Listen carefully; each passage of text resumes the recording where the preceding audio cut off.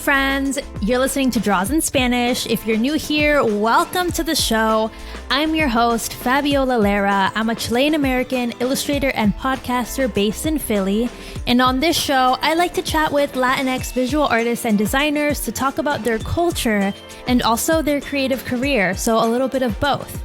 In case you missed it, Draws in Spanish is now also available on YouTube as a video podcast. So if you want to watch us talk instead of just listening, be sure to check out my YouTube channel. Just search for Draws in Spanish or click the link in the show notes, whatever you want.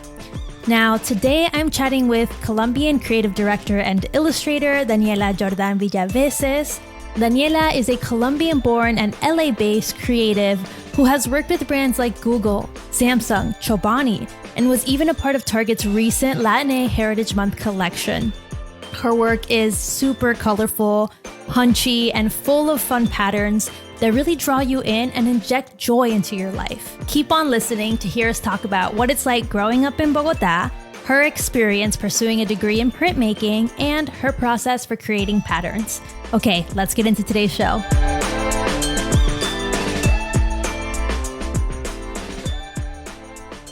Hey Daniela, welcome to Draws in Spanish. I'm so happy to have you on the show. How are you doing? Hi, I'm doing great. I'm so happy too. Thank you so much for this. This is awesome. Of course, I've been following your work for a while now. I'm not exactly sure how long we've been Instagram mutuals, but it feels like a while. Like I feel like at least pandemic time, at least. I was just gonna say, I feel like we have a friend in common and we talk about you a lot, even though we're like, I don't think she knows you either in real life, but what? Like, oh yeah, Fabiola, like no big deal. Just Ooh, our buddy. I want to know now. They're my friend now. Yeah, I mean, I'm assuming you guys talk a lot because she does, like, we talk about you like, oh, like she's doing this, like she did the voting stickers or something, like very familiar with you. Her name is Annie. And she also does social or did social for a while. Yes. I think we used to work together. And then we were both like, this cool girl, you know, this cool girl. Oh, that's cool. You know, that kind of thing where it's like, oh, I don't think we've ever met, but it's freaking great that we get to now share you, you know? Yes, that's amazing. I'm so happy. I've never met Annie in real life either. I have another mutual friend with her. So like, and social media back, because I think she did social for Bando, and then I did social for Pop Sugar. So we were like social coworkers in a sense. So yeah, I love that. That's so cute. It makes me so happy. I know. And we talk about you like so candidly too, which is so great. Because I think I was talking about, maybe we'll get to talking about this at some point, but just kind of like the transition to having everything be video and making sure that like you engage with content and whatever. And she just kind of said, you know who's really good at this?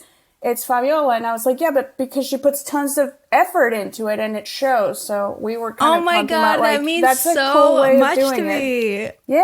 That means a lot to me because I want everyone to know, including you and Annie, that I am trying. Like it's not a casual, accidental, like it's not effortless. It requires a lot of effort to show up with video.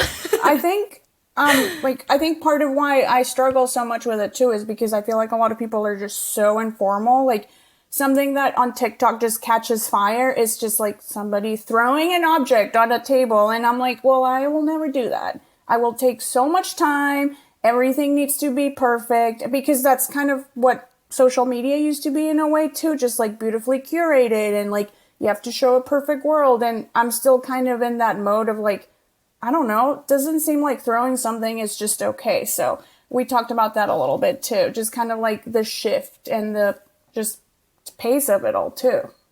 I know. I feel like I agree. I totally agree with you. I think like coming from like the perspective of having done social media for brands, especially, it's like one of those things where you do have to be even extra curated, like it's curated and then it's brand safe, you know?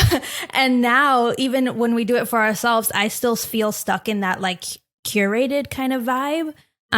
More and more as I experiment with doing stuff and realize like nobody cares really, or like it doesn't matter, not that nobody cares, but it doesn't matter how polished it is necessarily. I'm like relaxing with it, but the approach that I like to take, and I forget where I heard this, so I'm taking this from somebody, but I don't know who, was like treat your TikTok or your reels like Instagram stories.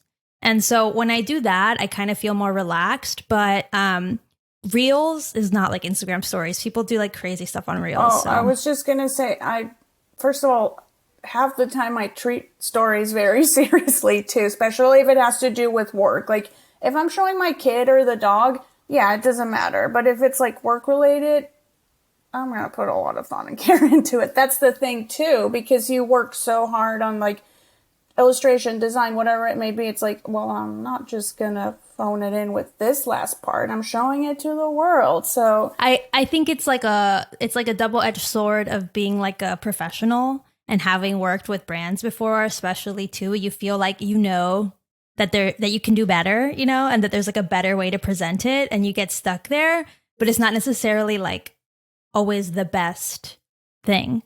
So it's very tricky to balance. Okay, but before we get too caught up in that, first, I guess second at this point, can you give the listeners like an introduction to you and your work for anyone who hasn't seen your work before? Oh, for sure. So my name is Daniela Jordan-Villaveces. I am from Colombia, but I've lived in North America for the past almost 20 years now. So I went to school in Canada and then moved to New York. And 3.5 years ago, I moved to LA with my husband, and we recently had a baby. So I am a mom now too, which is crazy. And then I guess part of what I do for work is just a lot of design and illustration that's really kind of pattern focused, super colorful, super bright. And then just kind of trying to, inspire people, bring them a little bit of joy in their lives. I feel like the world is kind of crushing you at all times, so might as well just try and make the best of it. And what I've been trying to do is kind of like inject a little bit of happiness through my work. I couldn't agree more. I think your work definitely hits that mark. It's like through color, you're able to inject so much happiness in your works. Like I feel like the world that your women that you draw live in, and just like the patterns that you make, are so happy and colorful. And like, I guess for me, the word that comes up is like punchy, right? I feel like that is your essence. So I love that you're doing that with your work. And I think, you're hitting your mission is what I'm saying. Like, yes, your work is totally doing that.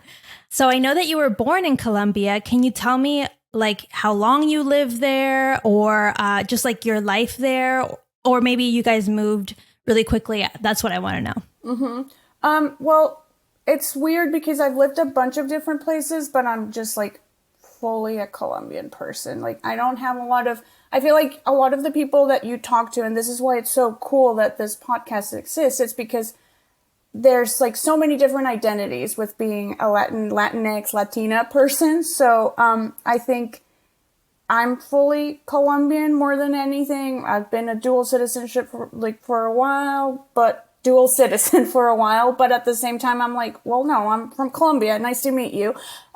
So I lived there most of my childhood and through my teenage years. And then when I moved here, I think I always just made a really conscious effort of, this is great and this is part of my new life, but also like I'm not just kind of start over, and I can kind of do both at the same time. So kind of still being aware of what's going on, keeping up, not so much with trends and things like that. I feel like a lot of the time people reference TV shows or music, and I'm like, that I've never heard of that. I'm sorry.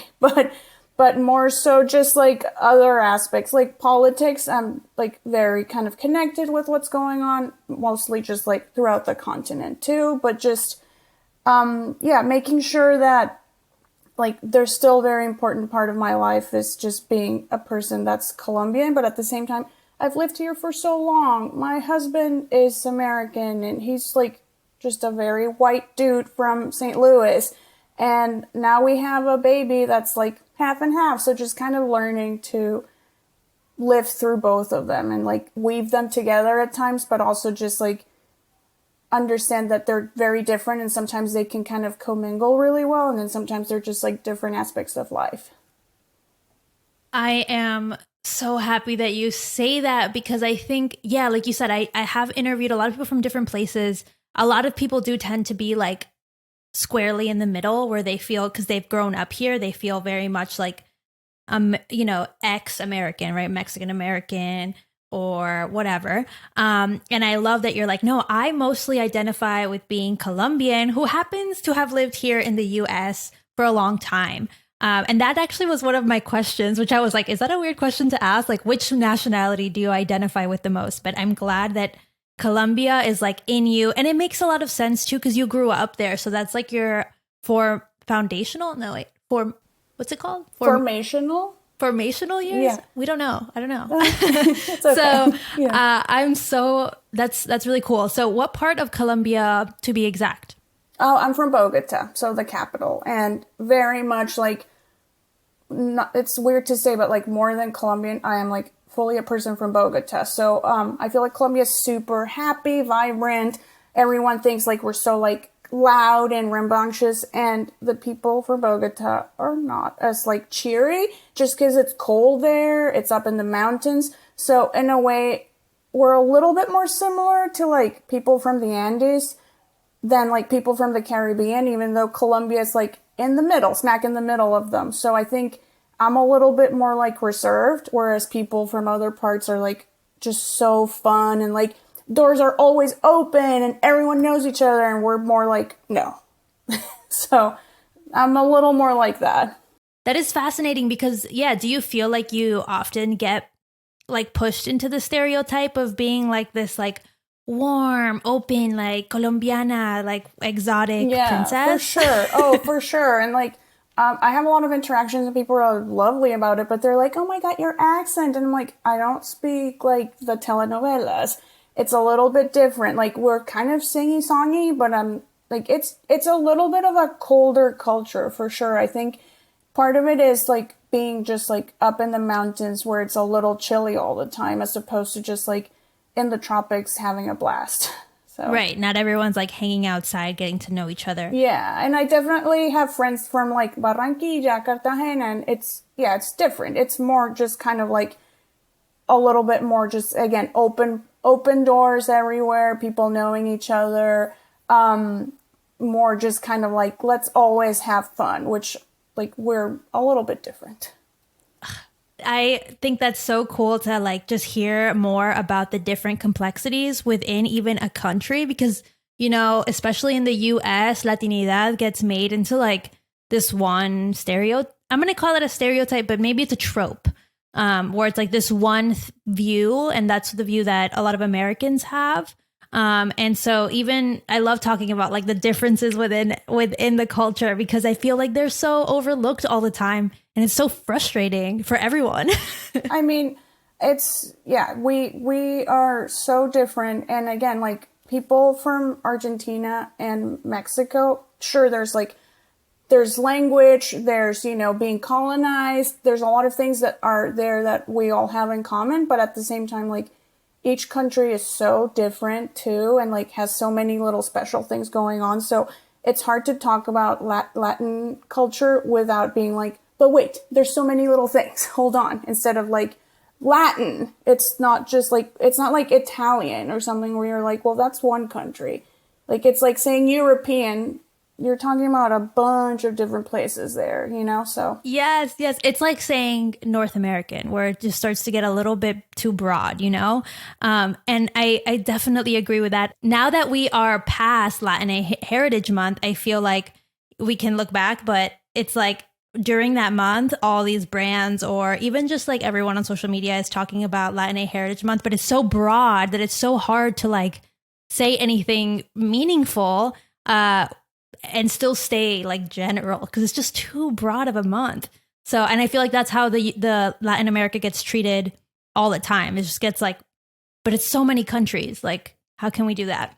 Exactly. And even just like people that grew up in the United States are so different too. Like, again, it's just hard to talk about because we have so many things that really do connect us. But at the same time, I think it's important to kind of always make people aware that there are differences. For example, my husband works with a guy from Puerto Rico, and oftentimes he's asked to like do things for like everyone that's Latin. And he was like, I'm from Puerto Rico. Like, we speak differently. We have different things. Like, Mexican culture is really different. Mexican-American culture has its own like set of different things. So he he oftentimes has to be like, hold on, like, can we get another person, at least from a different country or someone that was born here or something, to talk about things? Because it's just like, he's not like the Latin guy, you know? I know. And I feel like that happens all the time. If you're like Latina or Latino in the workplace, it's like you become kind of the token go-to person. And it's like, wait, now I'm representing like the entire continent, like, and Central America and the Americas as a whole. Like, this is a lot of pressure that's definitely underestimated. So if you're watching and your family is also from Bogota or from Colombia, I would love it if you could drop a Colombia flag in the comments on YouTube or whatever. I want to know who from Colombia is listening to us. And, you know, maybe you're warm and fuzzy and, you know, or maybe not. Maybe you'll be like, absolutely not. I don't agree with her whatsoever. So yes, let's fight in the comments. No, I'm kidding. Okay, so what then brought you to the US? I'm assuming it was like school, right? Because I think you mentioned that, but give me a little bit more color, because I know that there's a lot of people who listen and think about coming to the US, consider it, and I just like to show people the different ways that people approach coming here. Okay, well, so my dad has actually lived here forever. My parents are divorced, and my dad moved to America when I was 3. So I would always just kind of spend the summers with him. And then when I was 17, my mom and my sister and my stepdad were like, we're going to move to Canada. You can either move with us and finish high school there or move with your dad. And I was like, oh, wait, I've never actually lived with my dad. It could be so fun.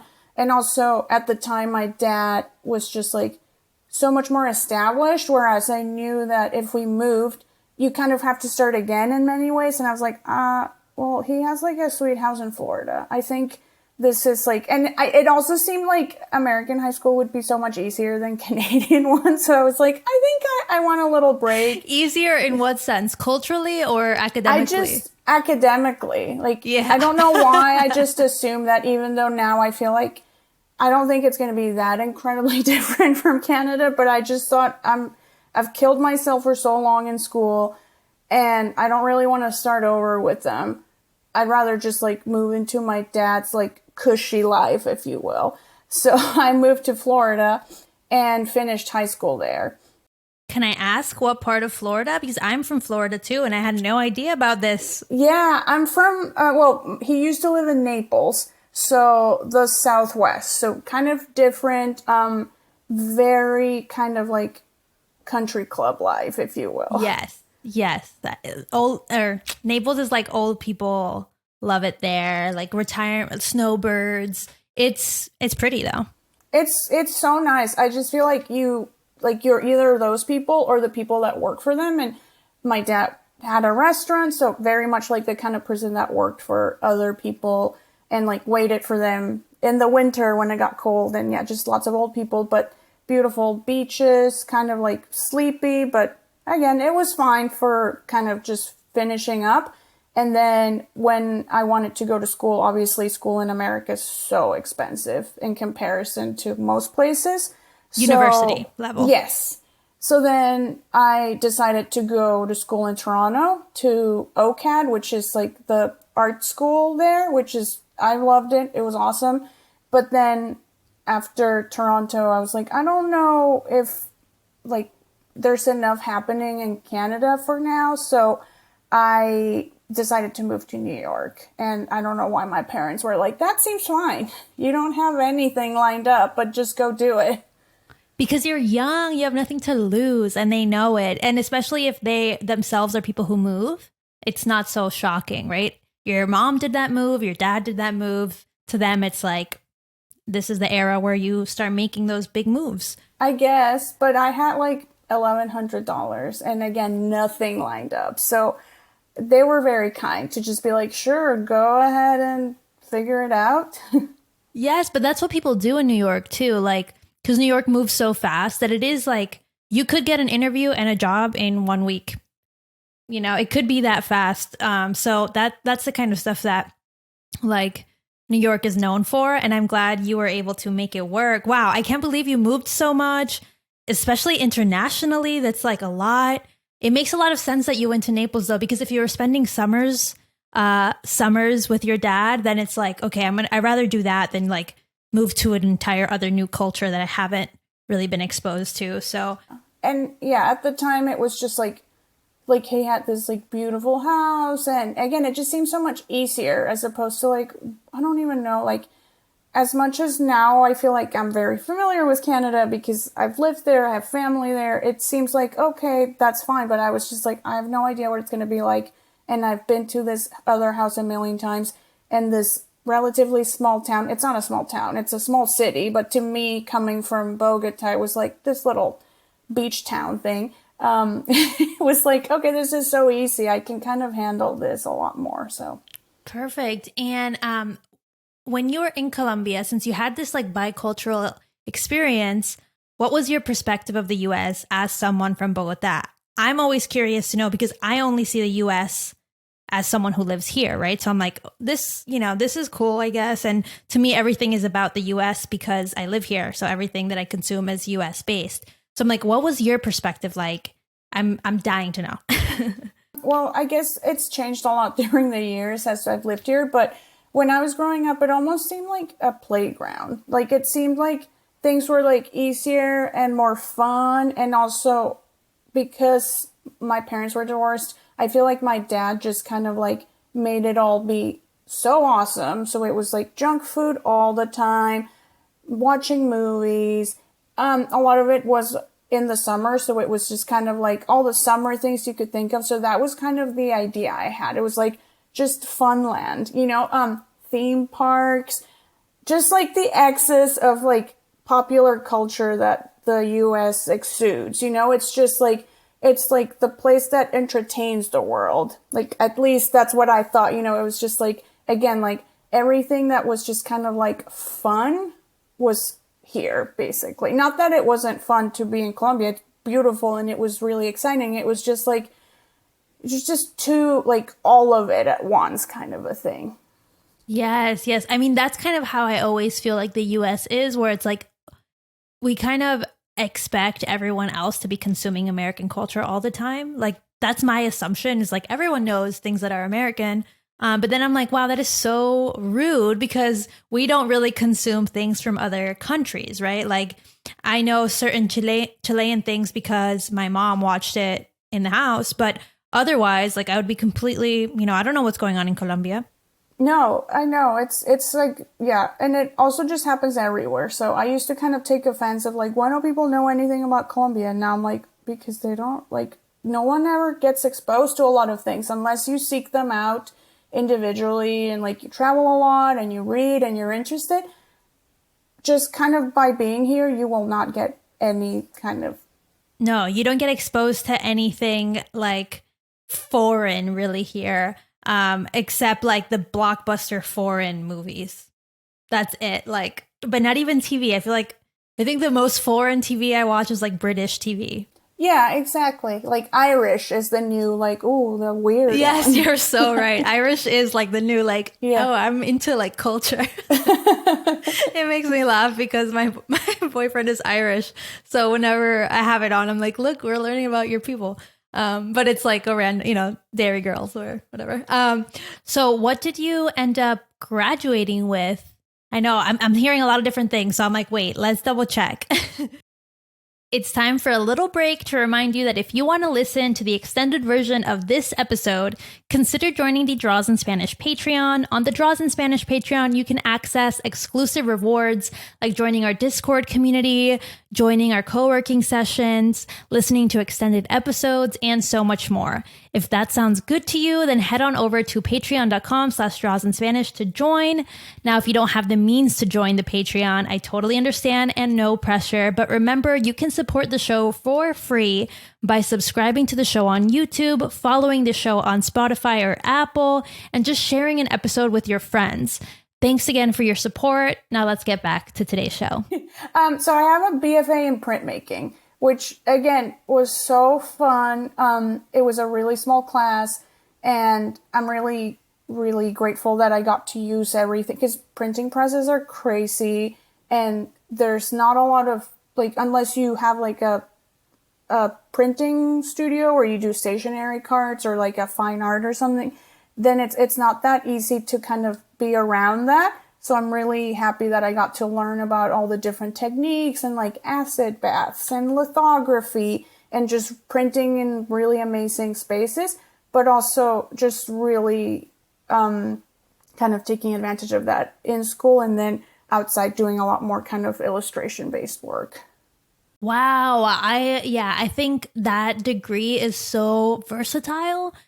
Even though you learn like very specific skills, they're so easily like applicable to other types of design. And I think because printmaking so I don't know that much, right? So excuse me if I get anything wrong, but to me, printmaking it can be fine art, but it also can be commercial, right? Because you can make a set of posters, you can make like, just like advertisements, like that kind of stuff. So it does have that versatility. And it's so fun to be able to learn those like traditional techniques that unless you have access to, it's really hard to learn like lithography on your own. I don't know how you can start. Like maybe you can do like a lino cut at home, but there's just some things that I'm like, their printing press is like 500 pounds and everything is costly and kind of so time, like there's just a lot going on with it. But yeah, I know friends that have like publication studios where they print like zines and posters and like cool artist books. And then I have friends that do more digital stuff. So like really intense printing for like huge companies. So yeah, applications can be kind of everywhere. And then of course I have friends that like were like, I don't want to do any of this. I'll go into HR or whatever. So yeah. Yeah, I love it. I think, yeah, it's such a cool in between. And I love that you were just flexible enough, adaptable enough to pursue like this degree, despite the fact that you were like, oh, illustration is in the design school, but like I can't get over there. So how do I like make it work for me? And you definitely did. And I feel like that shows tenacity, and just like, being able to iterate on the skills that you're learning in school and still using them in your own way. I think that's something that like can't be taught, but like when you're creative, you just like have it in you to keep going and figure out how you want to use it. So that's really smart. And hopefully there's printmakers currently listening to us who are like, I don't know why I'm getting this degree. And then it's like, no, you can make it work. Yeah, you can graduate and then rethink a lot of things. Don't worry. It applies to multiple things that you like, whatever you're going to school for.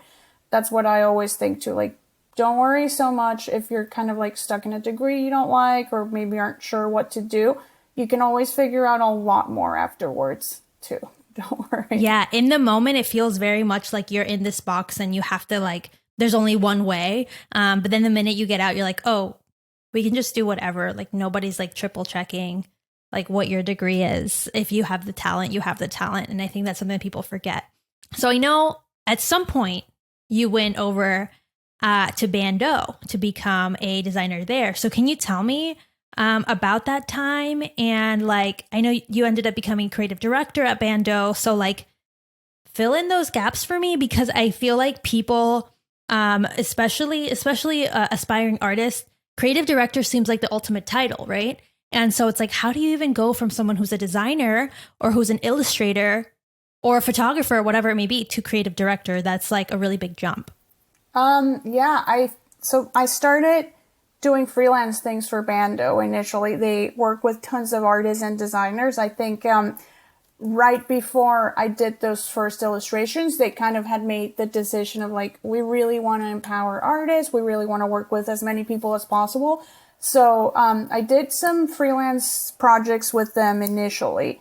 And then in 2019, they had a call for a position, and I was like, oh my God, like, yes. I just remember being like, sometimes when you look at job postings, you're like, I have no idea how to do that part, but I know this really well. This one was just like, oh, this is so perfect. They needed somebody that kind of understood apparel in a way, and I had worked in apparel, but also just kind of like the Bando world, and it's like, well, I've drawn for them. I understand. I kind of knew the people that were there, like a lot of the people that used to work there I had already met before. So it just seemed like this seems really good. We wanted to make a move out of New York at the time, so we were looking at different options. Initially, my husband has like the real job in the household.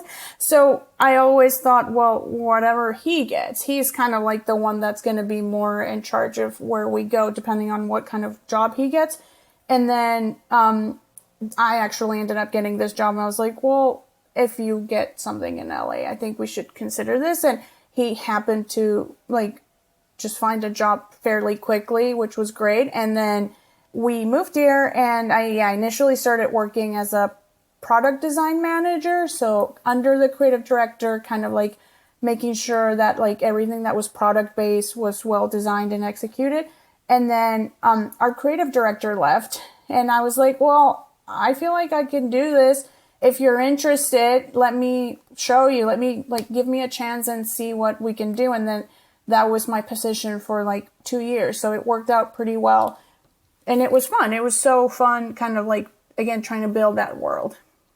Yes, that's so impressive. I feel like people who are illustrators or artists kind of think that the corporate world is not for them or doesn't have a place for them. And I think your story really shows that you can thrive in a corporate environment. I mean, it has its pros and its cons, just like freelancing has pros and cons. But there are skills that you can develop and learn and take with you and grow. And you're like a really good example of that, right? Like going from printmaking to more apparel design and I'm going to say like surface design, and then, going into product design management. That makes like, it doesn't seem like an obvious move when you just like see the titles plainly, right? You're like, how did that happen? But when you see like the kind of work that you were doing at each place, it really like becomes obvious how you set yourself up for success. And now I can see it so clearly in the kind of work that you do today, because you have your own style, but at the same time, you still have this knowledge of like patterns and colors and design, and it really kind of all comes together. So I just love when I see something like that, because I know that when I was in school, it seemed so far-fetched and like so impossible to kind of see like a trajectory for yourself. So it's just so cool to see how other people are doing it. So you've been able to work with so many other clients aside from your time at Bando. I know your client list, I'm going to name drop here. Your client list includes Google, HBO, Target, Bando, Allbirds, Chobani, which I love Chobani, Samsung, Chunks, so many other things. So which one of those projects made you feel like, wow, I made it. I am doing the thing that I always wanted to do?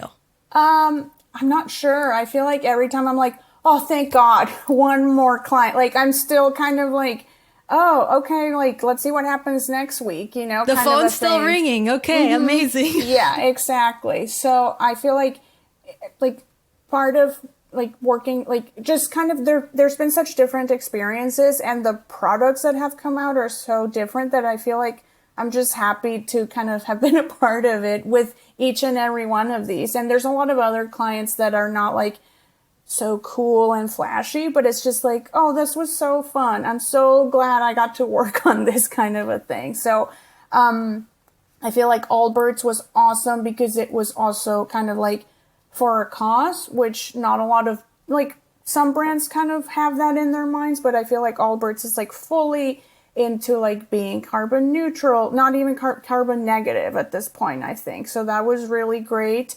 And then just having like so much freedom.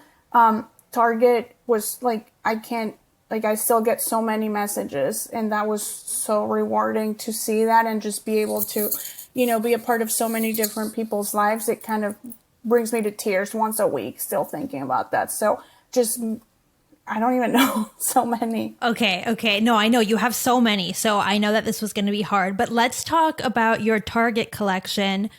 Or your collection with Target, because that's really recent and it's beautiful. And so I want to know, like, here's what I want to know from you, Daniela. How was it when they wrote you?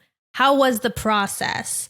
Now you already told me how it feels when people connect with you about the collection, but walk me through it, because I think for a lot of people, including myself, this is like a dream client, especially because it's a brand that's like really beloved here in the US. Like everyone really likes going to Target. It's like in people's everyday life. Yes, for sure. For sure. So, I like when I got the email, I was like, I don't know. This is like too good to be true. I'm not sure. And then also, you just kind of never know the full scope of things, which is kind of like, what am I going to be doing? It seems like a lot. And also, like, every step is just like, okay, let's wait and see. Because then it was like, please send us a quote. And I was like, well, I'll quote you fairly, but also, like, what do you want from me? There's like so much to do. And then working with them was so freaking amazing. The team was so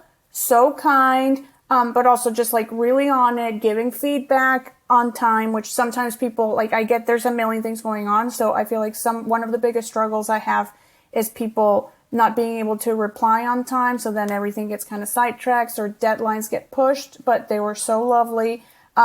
Kind of giving feedback that was really kind of relevant without it being like, everything sucks, you need to start over again. It was just like, okay, we like it, but can you make it pop? And you're just like, yeah, what? yeah, like, I don't know what that means. It was really kind of like concrete feedback, and then just kind of like so pleasant to work with too. Like, really, I think it's because they're so organized. They just have a clear idea of what they want, and it's easy to kind of convey that, as opposed to people that are like, so Right. Yeah. Because they are a big brand and they have so many people, so many teams working together. It's like, I'm sure they're way more on it than other places, especially when you consider like retail timelines having to be kind of like, you have to be on it, right? You can't just like push it another month.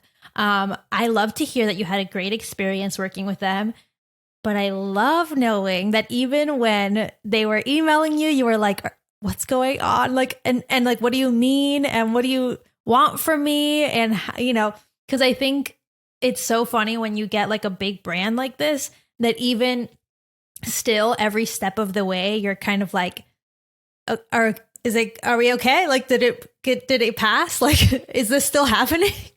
Because it does feel like it can be taken from you or something until it's like out there. Oh, for sure. Yeah, exactly. Yeah. And then also, like, part of working on something that is very personal is at the same time, like, is this what they want? Because I know that they hired me to like do a certain thing, but is it going to be okay? Is it this? Yeah. Yeah. Yeah, like hitting the mark, especially when we're talking about a Latin Heritage Month collection, which, like we were talking about before, Latinidad is it's so broad that it can be kind of intimidating to walk into this kind of project because you're like, I don't know what version of Latina you have in your mind. So can you tell me about that experience, like brainstorming for them? Because that would be my biggest fear, would be like, is this Latina enough for you? And I love your collection because it's patterns, it's playful, it's not necessarily super stereotypical. Oh, yeah, for sure. I feel like they had a very clear idea of what they wanted me to do.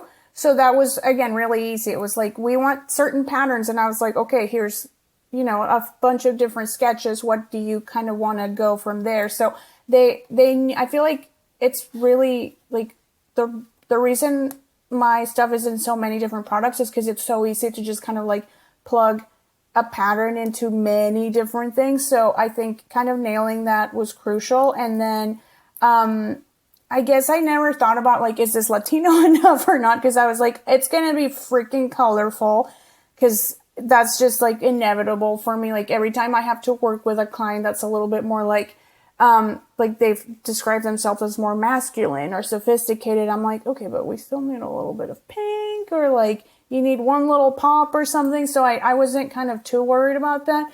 I guess the part where I kind of made more decisions was kind of like, how do I interpret what they said and make it be so cute? And for example, a lot of it was like, there's a lot of Spanglish phrases, which I was like, I feel more comfortable with either or. I guess if it's Latin, let's just do like full Spanish. But I know, for example, Jackie, who you also talked to, she did one that's in Spanglish, and it's so cool because then like different people get to buy it. If something that's fully in Spanish resonates more with you, then you can buy my little baby onesie. And then somebody, like, I think her shirt says "Proud de mi cultura," which I'm like, that's so cool that there's just different options too. And I think part of what makes the collection so stunning too was that they collaborated with people that had such different approaches to everything, approaches to their Latinidad, but also aesthetic approaches. So I think it just looks so cool. And when you walked into a Target or saw it online, it just was like, whoa, there's something for everyone. So I thought that was so cool. Yes, I love that you mentioned that because yeah, your patterns for them are very much you. Like the minute I saw them, I'm like, oh, this must have been the perfect collaboration for her because it's just like your work that you probably would have made even on your own, made into a collection, and it's beautiful. And I love what you say about like, yeah, having something for everyone, because I think actually you and I talked about this in our DMs, was like Spanglish is like a very hot topic because I think a lot of people who identify as like maybe second generation or like first generation, but lived here a majority of their life, feel really comfortable with Spanglish. And then there's other people who it feels really foreign to. And that's really hard, especially when you're doing something like a Latinx Heritage Month collection. I personally don't identify with Spanglish because to me, it was like I'm either talking in Spanish with my mom or I am talking in English with everybody else. There's not really this middle ground that I've never really experienced it. And how do you feel like about Spanglish in general, not even related to this? I feel the same as you, basically. I feel like the people that speak Spanish in my life speak Spanish. And then there's everyone else, kind of a thing. So I do think my sister and I kind of like go back and forth, and it's strange because she doesn't live here. She lives in Montreal. That's mostly French speaking, but I think it's because it's like our little thing. And now she wants to be including my husband who doesn't speak Spanish, but every other person that I don't have a lot of contact with people that are kind of like interwoven. It's kind of either or. So I have friends who only speak English. Like the majority of my friends here only speak English. And then I have friends that are like just people from other parts of Latin America that just feel really comfortable in Spanish. So I haven't had a chance to kind of like have it be as part of my life as much. So to me, I'm just like, no, either or. But I understand, like, I have a lot of, for example, Chicano friends, and they're kind of like, no, it's like you kind of weave back and forth, and that's the way it is. And that's like kind of like comfortable or like familiar. But for me, it would feel really forced. That's kind of like what I gather from it. So when I get briefs, I'm like, I guess I'll just do the phrase in Spanish because it doesn't feel natural to me. But I also think that in other households, it just is like, yeah, like we grew up kind of like half and half. I didn't grow up half and half. I grew up like speaking Spanish my whole life and then kind of like having to go to school or like hang out with my friends in English. There wasn't like ever a middle point.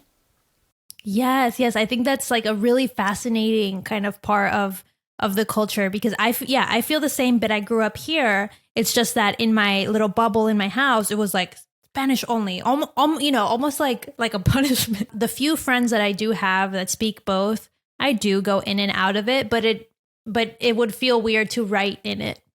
It wouldn't feel like myself. So I think that's fascinating, and I love knowing that there's just like different ranges. And I definitely don't shame on either one because both have their place, and both of them are relevant to like what's going on today, right? To say no to Spanglish is crazy because in this world that we're in, it's like very much here to stay. I just love like getting into the ins and out of it because I do think that sometimes brands tend to do that as like a lazy way to do it, right? Like they'll be like, it's September 15th or September 15th. And they'll be like, hola, for the first time ever. And you're like, what's happening? Yeah, exactly. Like you can't do it. Like, I just don't want it to ever feel performative. I guess that's what it comes down to. So yeah, anything that just kind of becomes performative, like, yeah, I don't really want DirecTV talking in Spanish all of a sudden just for like the little bit of time. I do want like other things about it that are wonderful, but just as long as it feels like genuine to you, then yeah, for sure. Like I said, like maybe the t-shirt I made for Target it doesn't connect to many people as the other one, but that's why it's so cool to have both of them, because then you can have your pick, you know? So, yeah, as long as I feel like that just kind of should apply to anything. Like brands, it's hard because you want to be relevant. Like I've worked at a brand. I know you're trying, and I know there's people trying and like wanting to be relevant and cool and like getting to like the latest meme so you can be a part of it and all of that. But at the same time, sometimes there's just a thin line between being too performative and like trying too hard to be like funny and cute when it's like, oh, it doesn't feel as cool as like when my buddy did it or something. So Right. I mean, I think that's what's cool about the Target collection is that they tapped into people, into creatives who genuinely have a connection to Latinidad, versus when a brand kind of on their own decides to do like use a Spanish word in the campaign, you know, and it's like, what's going on? But something that is funny to me, which I'm like, let's talk about it, is the question, just like during Heritage Month, obviously, but also just in general, I think this is a good thing, a good and interesting thing, is like the question of like, what does being Latina mean to you? And I'm sure not only you and I, but any other artist who are Latinx have been faced with this question during the Heritage Month, and it always feels very broad and weird. So why does that question feel confusing to you? well, I think because there's so many ways you can be a Latin person. And at the same time, I was born this way. It's like, I identify as a female. I've always thought of myself as that. All of a sudden, why? Like, it would be the same as asking me, like, so how does it feel being a woman? I guess the only way I've ever known how to feel, in a way, you know? So I think it gets a little bit hard to answer that when it's like, well, that's my whole identity.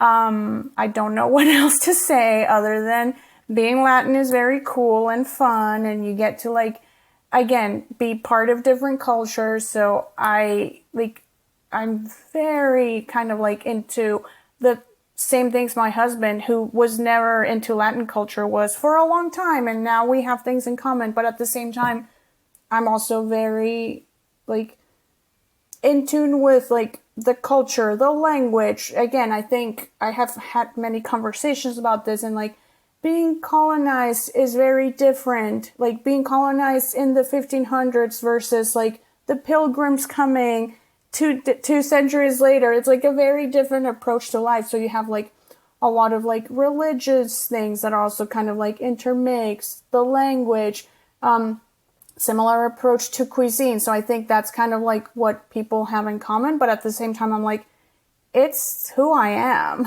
Like, and it's so different for everyone that answering a question like that just feels like, yeah, just way too broad and way too like, I don't know what kind of answer you want, because my answer is just like, I don't know anything else. So I guess this is just like a memo for future, any campaign managers there thinking about asking this question, to maybe ask it differently, because it does feel very patronizing in the sense of like, you want me to say like I'm Latina because I love my abuela. Like they want you to say something very like, si se puede, which is, I agree. Like you should love your abuela, and you can do whatever you want, but it feels like a punchline that they're waiting for. And it can be very tricky because the punchline is like your life. yeah, I think you nailed it with just saying that. It's like, well, that's part of just life. I don't know. I feel like it's like asking someone that just kind of identifies as white, like, what do you feel about that? Do you love Thanksgiving more than any other holiday? It's like, well, maybe not, but it's okay, you know?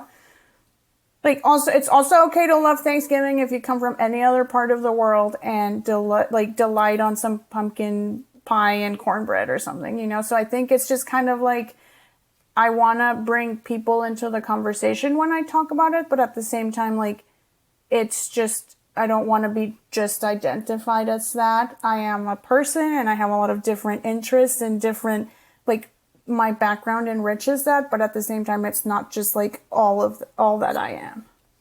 Yes. And I think during like Latinx Heritage Month, sometimes there's a fine line between being empowered and being tokenized. And it's very confusing throughout the month because you're like, wait, are you using me or am I empowered? And this goes for like everything ever. It's not just, this is not about any certain brand. It's just in general. I feel like during that month, it can always be a little confusing because of the fine line that we're balancing. And I know like you and I feel very much on the side of like, I don't want to be tokenized. This is just who I am. And I want to talk about it. But I don't want to be defined by it necessarily. Because like you said, you can like Thanksgiving still. Yeah, for sure. Yeah, I think it's also, it's hard to talk about it because it's so recent. Like up until 2 years ago, this wasn't really a thing.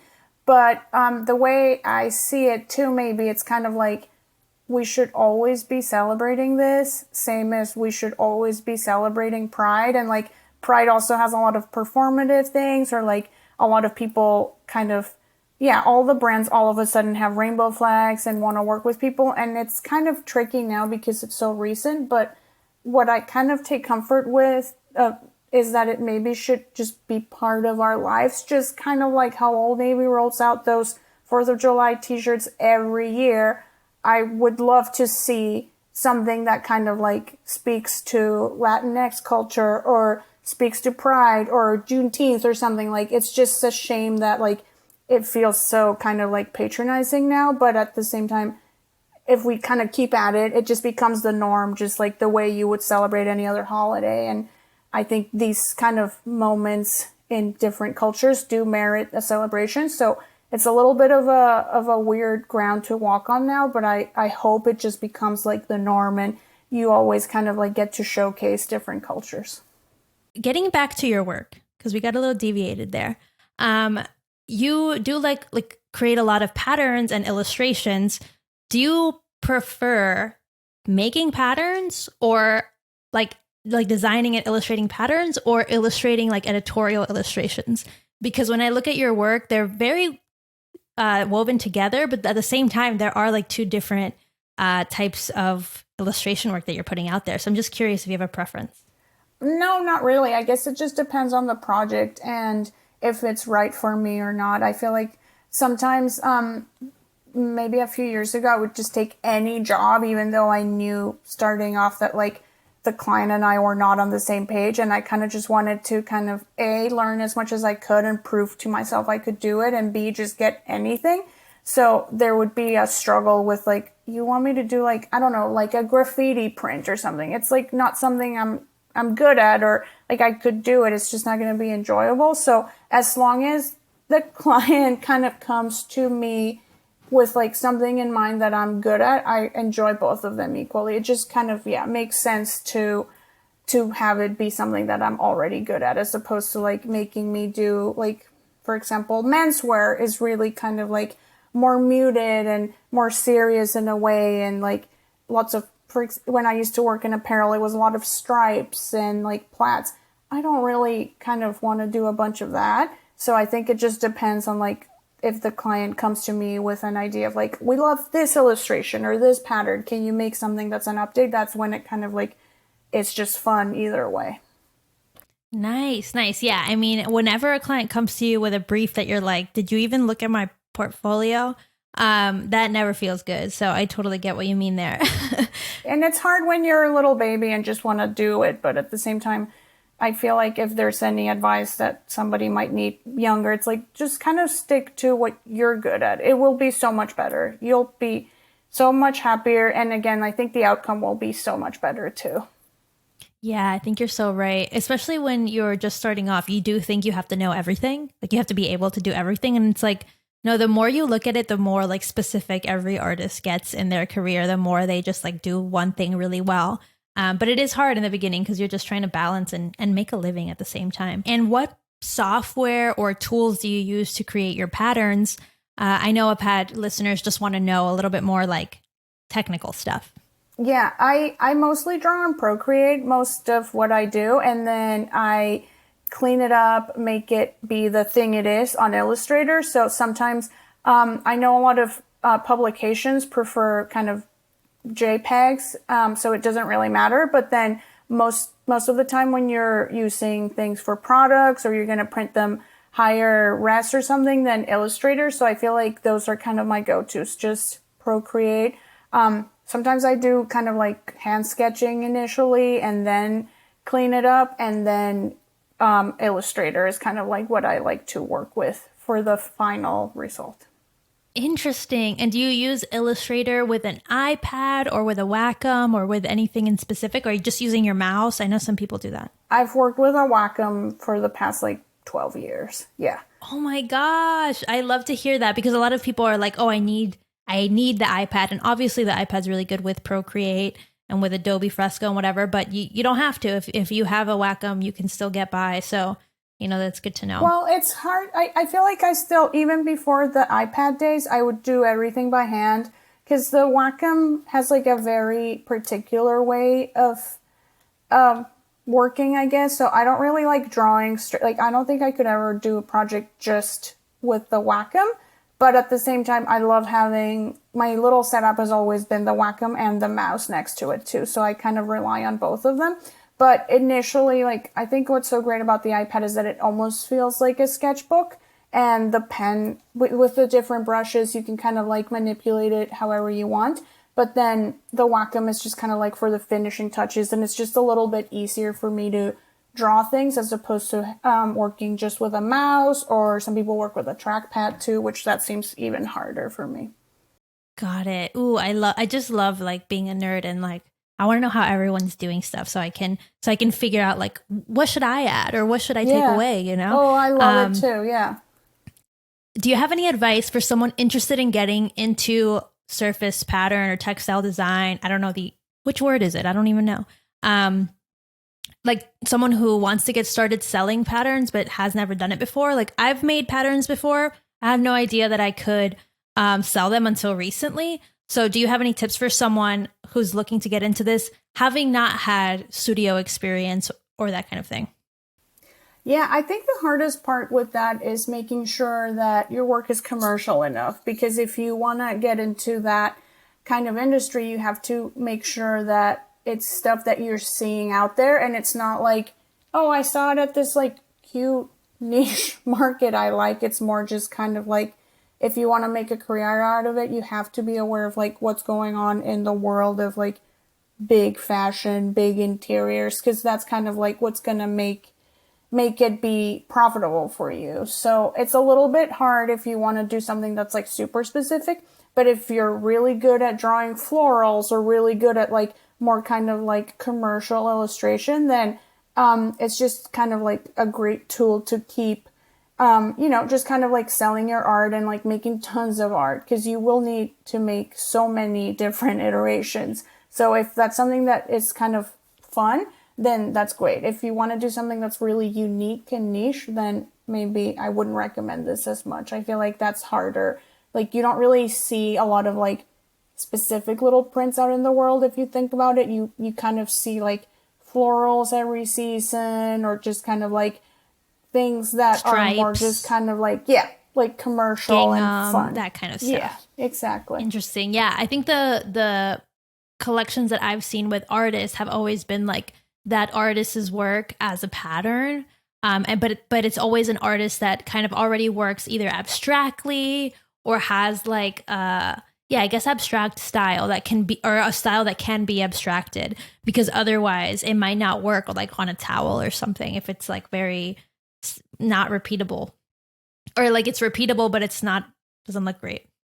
And like if you think about the cool, like if you collaborate with an artist and they're more kind of like draw people or something like that, you can have one-off versions of that, but like there's not, like, unless it's like New Works or something, which is a really fun brand, a lot of the time you can have one-off in a collection that's that, and then the rest just have to be more kind of commercial things that you kind of expect the apparel world to have. Got it. And if there was one brand that you could create a pattern for, like what brand would be your dream to collaborate with? Oh my God. I have so many. Top, number one, pretend they're listening right now. I really like this place called Number 6 Store. I feel like all the stuff they come out with is always so beautiful. They're really well known for their shoes and little clogs, but when they make clothes, they're always stunning. So maybe that, but also like anyone who's interested and likes my style, please email me too. Yes, I feel like I'm manifesting this for both of us, but I feel like your work could really work with Bagu. Oh, everything they do is so stunning. Because they use a ton of really colorful patterns. So I'm like, instant. And cool, unique things too. They're amazing. Yeah, I could see them working for you. Okay, last couple questions here, Daniela. What's your favorite Colombian saying, if you had one? Oh my God, there's so many. I know. It's kind of a hard question. Well, okay, I will say it's not a saying, but we use the word charity, which is cool, I guess, all the time. And I feel like when I speak to people of other countries, I'm like, I try to be mindful of like, maybe they won't understand this, or like this has a double entendre in another country, but I'm like, I'm never getting rid of my charity. So I feel like maybe not a saying, but just kind of like, that's such a, and Venezuelans have it too, and other countries say, but like, we just like, everything is charity for us. So it's an iconic Colombian word in your vocabulary. Okay, yeah, I love it.